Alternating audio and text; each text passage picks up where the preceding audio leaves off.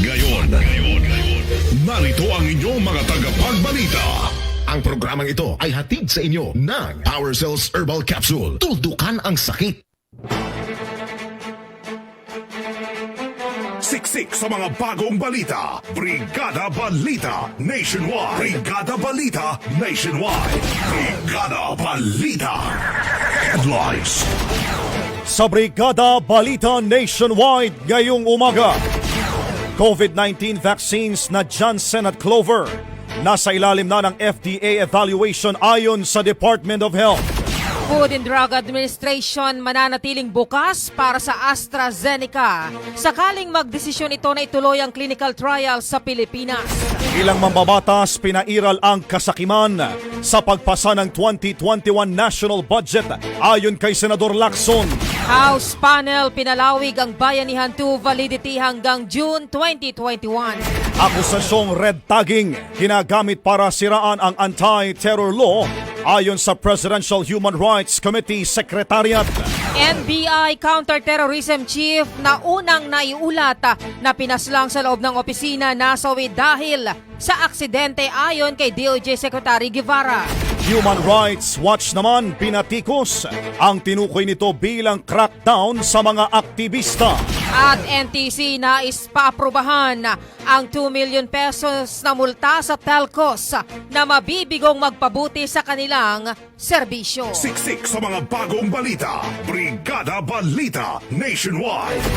Magandang umaga Pilipinas, Metro at Mega Manila, Luzon, Visayas, Mindanao at sa buong mundo via live stream sa www.brigada.ph. Mula dito sa National Headquarters sa Makati City, ito ang Brigada Balita Nationwide sa umaga. Brigada Balita sa umaga. Pinakasariwa, pinakabagong mga balitang hatid ng buong puwersa ng Brigada News FM Philippines. Kasamang lakas ng Drive Max Plus Herbal Capsule.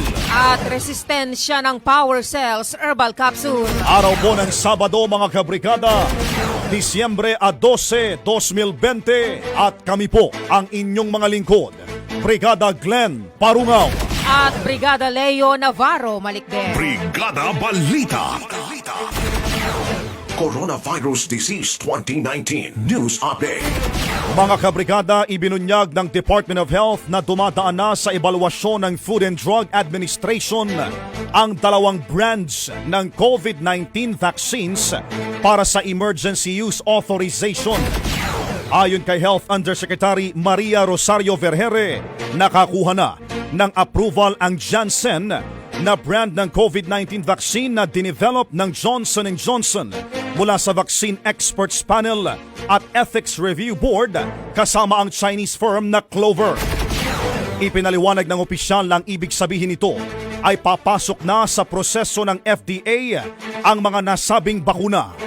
Mababatid na nire-review ng VEP na nasa ilalim ng DOST ang Phase 1 at 2 clinical trials ng candidate vaccine, habang Ethics Board naman ang nag-evaluate sa selection ng participants para sa human clinical trials. Sabay na ginagawang ebaluasyon ng VEP at ng Ethics Board at kailangan ay maaprubahan muna ng dalawang panel ang bakuna bago ito dumaan sa ebaluasyon ng FDA. Brigada Balita. Mga kabrigada, kinumpirma ni Food and Drugs Administration Director General Dr. Eric Domingo na binawi ng UK-based pharmaceutical company na AstraZeneca ang application nito para makapagsagawa ng clinical trial sa Pilipinas. Ipinaliwanag ni Domingo na ito ay dahil na kompleto na ng AstraZeneca ang datos nito para patunayan ang efficacy ng dinevelop nitong bakuna. Sinabi din anya ng AstraZeneca na nagkansela ito para suportahan ang magiging application nito sa emergency use authorization. Tiniyak naman ng FDA na mananatili itong bukas sa pagtanggap ng applications habang sakaling magdesisyon ang AstraZeneca na magsagawa ng panibagong trial. Pero babalikan niya ang drug maker sa unang hakbang ng regulatory process sakaling mag-iba ito ng disenyo ng study kumpara sa naaprobahang protocol ng Ethics Board at Vaccine Expert Panel ng Pilipinas. Mababatid na meron ding applications para sa clinical trials ang Sinovac, Clover at ang Johnson & Johnson. Brigada Balita. Mga kabrigada, tanggap tayo ng report. Ilang mambabatas pinairal umano ang kasakiman sa pagpasa ng 2021 national budget ayon kay Senador Lacson. Si Brigada Lay Baguio sa balita. Brigada Lay, ibrigada mo! Brigada Live Report. Hindi napigilan ng COVID-19 pandemic ang kasakiman ng ilang mambabatas matapos itong pairalin sa pagpasa sa 2021 budget. Ito ang matapang na pahayag ni Senador Panfilo Lacson matapos ratifikahan ng BICAM ang pambansang pondo para sa susunod na taon. Paliwanag ni Lacson, tila pinaglaruan na naman ng mga mambabatas ang 4.5 trillion pesos na budget para sa kanilang pansariling interes.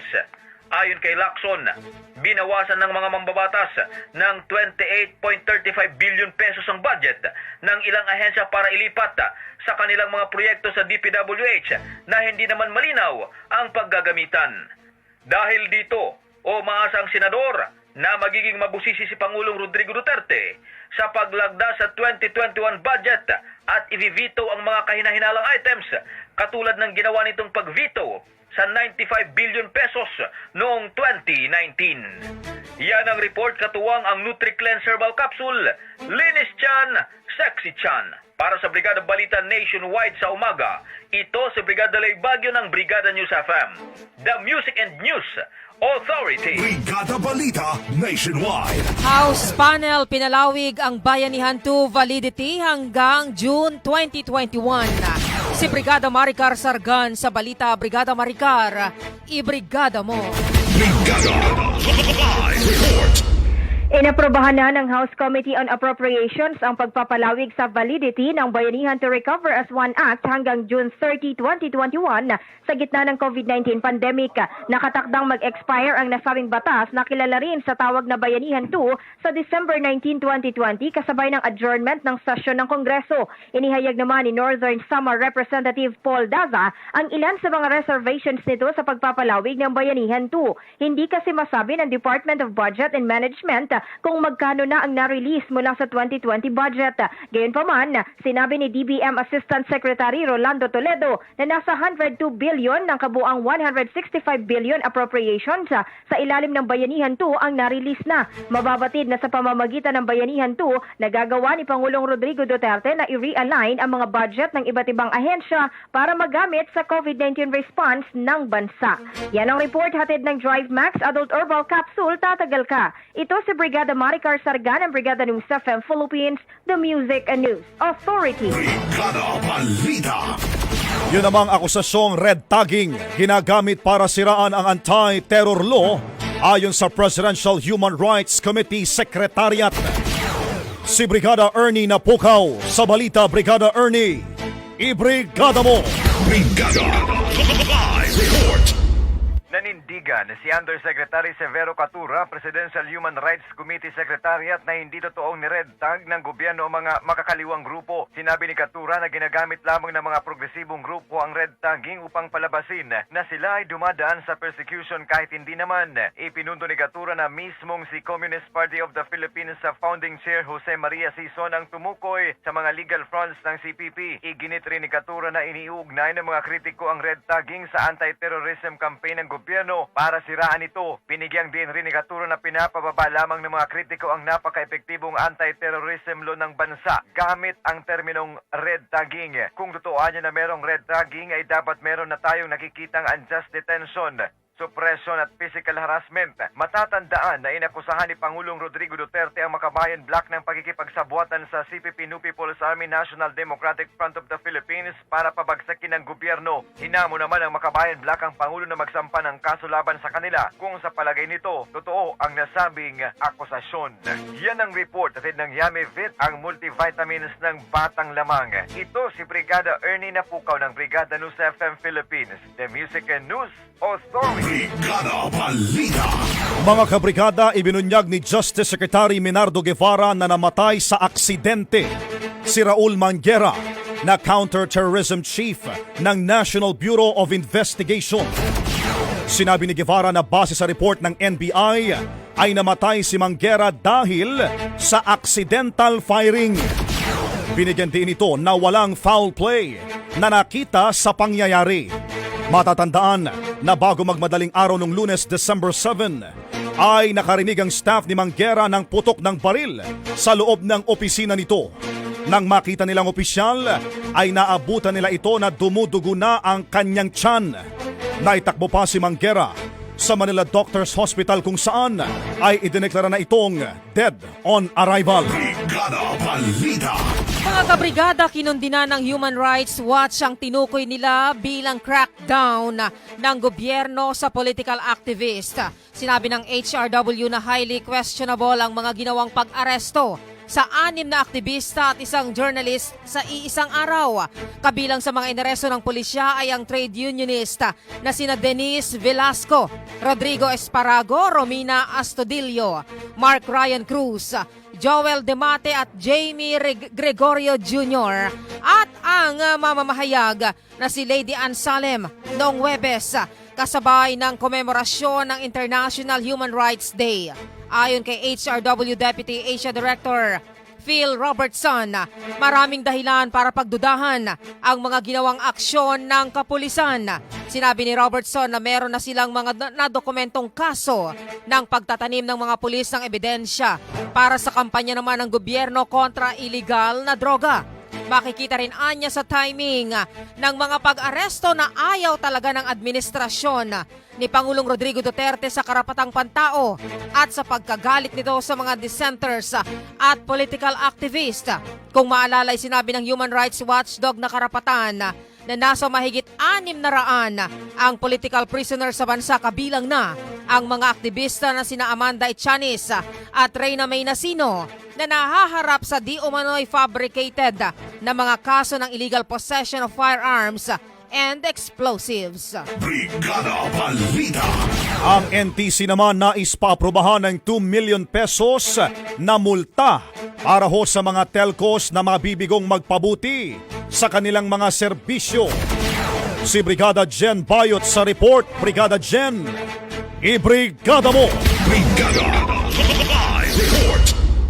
Umapila ang National Telecommunications Commission sa Kongreso na maaprubahan ang mas mabigat na multa laban sa mga telecommunication companies na mabibigo sa pagpapabuti ng kanilang serbisyo. Kinumpirma ni NTC Deputy Commissioner Edgardo Cabarrios na naihain na ang panukala sa Kongreso na naglalayon na mapagmulta ang telcos ng 2 milyong piso sa bawat violation nito kada araw mula sa kasalukuyang 200 pesos. Sinabi ni Cabarrios na hindi masasaktan ang mga telcos sa 200 pesos na multa kada araw, kaya dapat ito ilagay sa higit na mas mataas na halaga. Kung maaalala, ay sinabi ng palasyo na merong telecommunications liberalization policy ang Pilipinas na nagbibigay sa pribadong sektor ng kalayaan na mapagbuti ang internet connectivity sa bansa. Ito ay matapos sa igiit ng National Telecommunications Commission na nag-invest ang mga gobyerno ng Vietnam, Japan at South Korea sa internet infrastructure. Yan ang report atin ng Guard C Calcium Ascorbate, katawang healthy achieve sa Guard C. Ito sa Brigada John Bayot, ang Brigada News from Philippines, the Music and News Authority. Brigada Balita. Brigada Worldwide COVID-19 News Update. Brigada Worldwide COVID-19 News Update. Mga kabrigada, lumampas na sa 70 million ang bilang po ng mga naitalang COVID-19 cases sa buong mundo base sa datos ng Johns Hopkins University. Makikita rin sa tala mga kabrigada ng institusyon na umabot na sa mahigit 1.5 million ang nasawi, habang nasa mahigit 45 million naman ang mga nakarecover. Sa Estados Unidos pa lamang ay pumalo na sa mahigit 15.7 million ang dami ng mga naitalang kaso. Sumunod naman sa listahan ng India na mayroon ng mahigit 9.7 million infections at nagtala naman ang Brazil ng mahigit 6.7 million na mga kaso. Brigada Balita. Brigada Weather Update.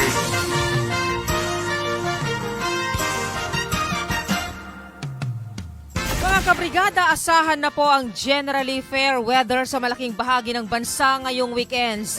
Ayon sa Pag-asa, maapektuhan ng dalawang weather systems ang bansa ngayong araw, kabilang ng northeast monsoon sa may bahagi po ng extreme northern Luzon at easterly sa nalalabing bahagi naman ng bansa. Sinabi ng Pag-asa na magiging maaliwalas ang panahon sa bahagi po ng Batanes at Babuyan Islands, at kung may pag-ulan man, ito ay magiging mahina lamang.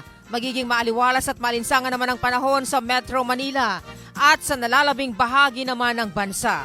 Pero sinabi ng Pag-asa na posible pa rin ang panandaliang pag-ulan sa hapon dahil sa easterlies. Wala namang nakikitang Pag-asa na anumang sama ng panahon o LPA na maaaring makaapekto sa bansa sa susunod na 2 hanggang 3 araw. Brigada Balita. Samantala mga kabrigada, para sa ating foreign exchange rate update ngayong umaga po ng Sabado. Sa palitan ng piso kontra US dollar 48.14, sa Canadian dollar 37.69, Singaporean dollar 36 pesos, sa euro 58.32, British pound 63.66, Bahrain dinar 128.01, Saudi riyal 12.84, sa Chinese yuan mga kabrigada 7.35, at sa Japanese yen sa 46 centavos. Siksik sa mga bagong balita. Brigada Balita Nationwide. At mga kabrigada sa buong bansa, inyo pong napakinggan ang Brigada Balita Nationwide sa umaga. Mga trending na balitang kinalap ng Brigada News FM Philippines. Katuwang ang Drive Max Plus, Power Cells, NutriCleanse, Guard C, Fast Relax, Curamed, Panamed, Drive Max Coffee at ang Yummy Vit. Available po sa lahat ng branches ng Watson, South Star, The Generics Pharmacy, Rose Pharmacy at Brigada Pharmacies nationwide. Para sa Brigada News FM ng Brigada Mass Media Corporation, the biggest marketing media company in the country, kami po ang inyong mga naging lingkod. Brigada Leo Navarro Malikden at Brigada Glenn Parungaw. Maraming salamat po sa inyong pakikinig. Mula dito sa National Headquarters sa Makati City, ito ang Brigada News FM, the Music and News Authority.